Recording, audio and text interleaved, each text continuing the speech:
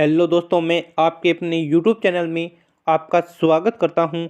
तो दोस्तों, आज हम बात करने वाले हैं पशुओं में प्रजनन प्रबंधन के बारे में कि पशुओं में प्रजनन किस प्रकार से होता है, कितनी विधियां होती है प्रजनन की, इसके बारे में बात करने वाले हैं। तो प्लीज़ वीडियो को पूरा देखना। और पशुओं में प्रजनन ये टॉपिक है, ये बहुत ही मोस्ट इम्पोर्टेंट टॉपिक है। ये आपके एएचडीपी में भी सिलेबस में भी है और एलएसए की आप आगे तैयारी करोगे उसमें भी आएगा, एग्रीकल्चर सुपरवाइज़र में भी ये पॉइंट आने वाला है। तो प्लीज़ वीडियो को पूरा देखना। पशुओं में प्रजनन प्रबंधन की मुख्य रूप से दो विधियां होती है। कितनी? दो विधियां होती है।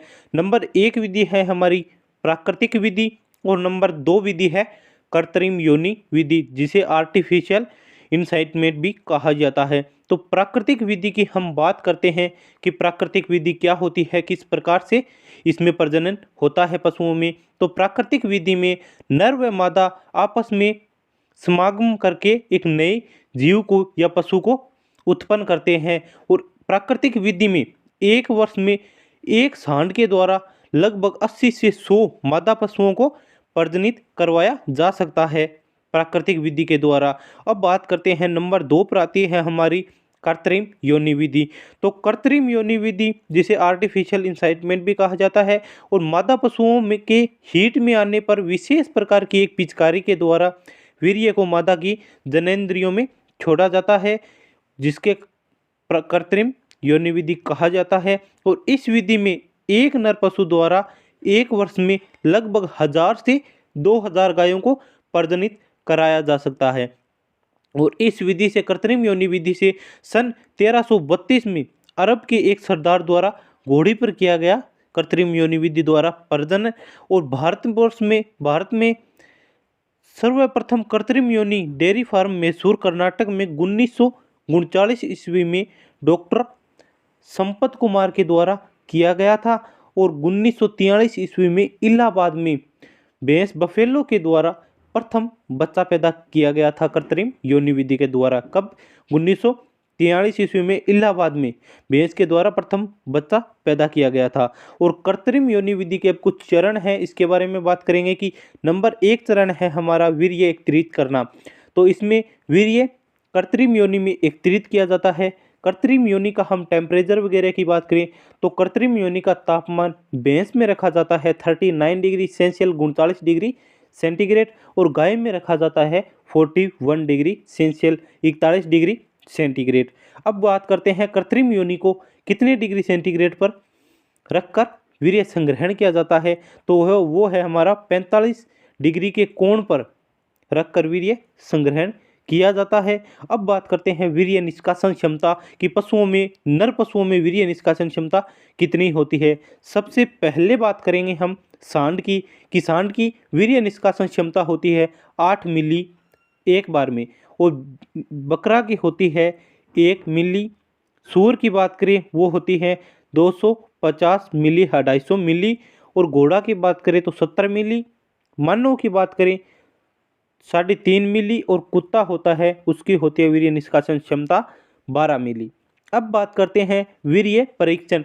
हम वीर्य एकत्रित करते हैं, उसके बाद में वीर्य की दो परीक्षण किए जाते हैं। नंबर एक परीक्षण है बीबीसी टेस्ट, और नंबर दो परीक्षण आता है हमारा एमबीआर टेस्ट। बीबीसी टेस्ट क्या होता है, एमबीआर टेस्ट क्या होता है, उसके बारे में बात करें। नंबर एक पर है बीबीसी टेस्ट। बीबीसी टेस्ट है, इसमें वीर्य का पीएच मान और शुद्धता का परीक्षण करते हैं। किसका? वीर्य का पीएच मान ज्ञात करते हैं, इनकी शुद्धता, वीर्य में कितने प्रतिशत शुद्धता है इसके बारे में वीर्य का परीक्षण करते हैं। इसमें वीर्य का पीएच मान होता है 6.7 और अपेक्षित घनत्व होता है 1.035 और भैंस के नर पशु के वीर्य का पीएच मान होगा 7.4। अब वीर्य का पीलापन किसके कारण होता है और वीर्य में गंध का कारण मुख्य क्या होता है, ये मैंने आपको प्रश्नोत्तरी क्लास में भी पूछा था। अब वीर्य का पीलापन है राइबोफ्लेविन वर्णक के कारण होता है, और वीर्य में गंध का कारण होता है एमिन्स वर्णक के कारण। अब एमिन्स वर्णक किस में बनता है, किस में निर्मित होता है, वो है वर्षण में। वर्षण में एमिन्स निर्मित होता है। और सर्वाधिक गुणवत्ता युक्त हमारा वीर्य होता है, उसका रंग कैसा होता है, वो होता है गाढ़ा क्रीमी। अब नंबर 2 टेस्ट है हमारा MBR टेस्ट। इसमें क्या करते हैं, इसमें वीर्य की शुक्राणुओं की संख्या, जो वीर्य में शुक्राणु होते हैं उनकी संख्या और गतिशीलता का परीक्षण करते हैं कि वीर्य में शुक्राणु कितने प्रतिशत हैं और उनकी गतिशीलता कैसी है। तो शुक्राणुओं की गतिशीलता वीर्य में कम से कम 40% होना आवश्यक है। 40% से कम नहीं होनी चाहिए वीर्य में शुक्राणुओं की गतिशीलता। अब बात करते हैं वीर्य का तनुकरण। वीर्य का तनुकरण किस प्रकार किया जाता है, तो वीर्य का तनुकरण हमारा साइट्रिक अम्ल का प्रयोग कर वीर्य का तनुकरण करते हैं। अब नंबर 4 पॉइंट है हमारा कि वीर्य का भंडारण किस प्रकार से करते हैं, कितने टेम्परेचर पर वीर्य कितने दिन तक सुरक्षित सही रह सकता है, इसके बारे में बात करें। और वीर्य को कमरे के तापमान पर रखा जाए तो कमरे के तापमान पर गर्मी के मौसम में मार्च अप्रैल में लगभग 4 से 6 घंटे तक वीर्य को सही रखा जाता है और सर्दी में 10 से 12 घंटे तक सही तरीके से रखा जाता है। और 4 डिग्री सेल्सियस तापमान पर अगर वीर्य को संग्रहित किया जाए तो 3 से 4 दिन तक वीर्य सही सलामत रह सकता है। और नंबर 3 की -196 डिग्री सेल्सियस तापमान पर अगर हम वीर्य को रखें तो लगभग 10 से 15 वर्ष तक भंडारित करके रख सकते हैं। और वीर्य को भंडारित करने के लिए एक यंत्र का उपयोग किया जाता है जो बाल्टी सी एक बाल्टी टाइप में होती है, उसका नाम होता है क्रायोकेंजर यंत्र। और इसमें जो हमारे घरों में आमतौर पर कृत्रिम योनि विधि द्वारा प्रजनन करते हैं, जो डॉक्टर वगैरह आते हैं उनके द्वारा ये एक बाल्टी सी होती है, उनका नाम ही होता है क्रायोकेंजर यंत्र। और उसमें जो भाप सी निकलती है वो हमारी द्रव्य नाइट्रोजन होती है और बाल्टी के अंदर का जो टेम्परेचर होता है वो होता है -196 डिग्री सेल्सियस। तो इसमें तरल या द्रव्य नाइट्रोजन में भंडारित करके रख सकते हैं वीर्य को। और जमे हुए वीर्य को हम देखें आइस रूप में तो उसे अंतकाल तक भंडारित करके रख सकते हैं।